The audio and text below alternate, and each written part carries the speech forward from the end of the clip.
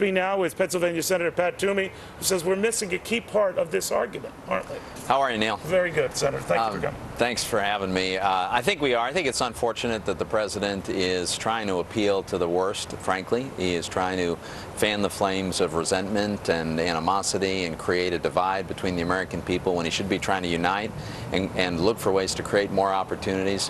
What he seems to be saying now with this insistence on one of many tax increases that he advocates is higher taxes on investment income would be devastating to the economy because capital formation is the biggest driver of job creation and economic growth. And as you know, somebody who has investment income, first of all, they already paid income tax on the money when they earned it. What they have after tax, they choose to invest, say, in a business.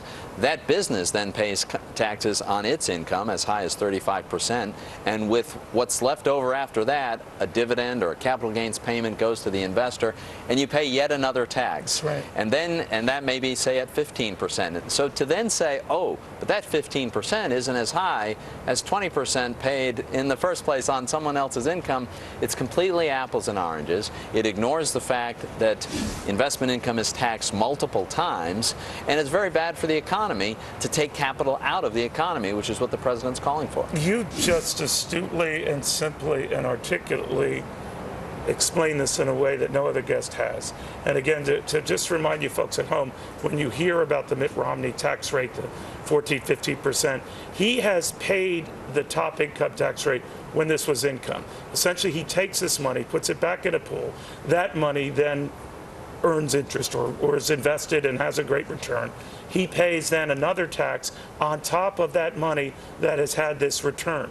But that gets lost in the argument. So his real return is actually, his real tax is much higher than. That's right. Be that as it may, though, let's say we were to raise the so-called capital gains rate. The capital gains rate now, the long term, the top rate long term is 15%. Right. It's 20+% or pegged to income for shorter term if you get in and out. The president wants to peg this to income in the future. In other words, whether the income rate is what the cap gains rate will be. Yeah. Your argument is that this will hurt investment. Explain. Oh, it'll be devastating to investment because it is accumulated capital. It's savings. Your savings, my savings, the savings of anybody in America who manages to save something after taxes. That's what gets invested in America. That's the money that's used to launch a new business, to expand an existing business, for business to borrow or to raise equity and then hire more workers.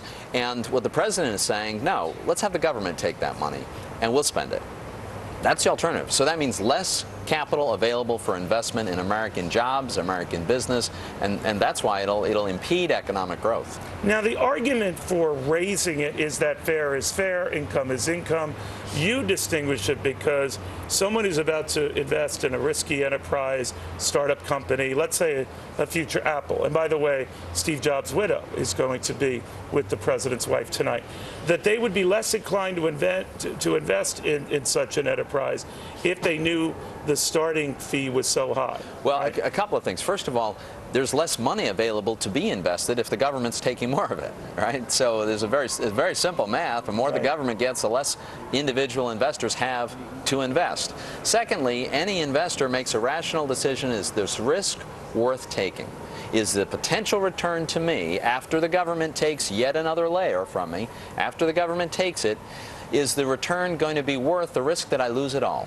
That's a decision everybody has to make on an investment, and the more the government takes, the more likely a person is to say, you know what, there's just not enough of a return here to risk the money in the first place.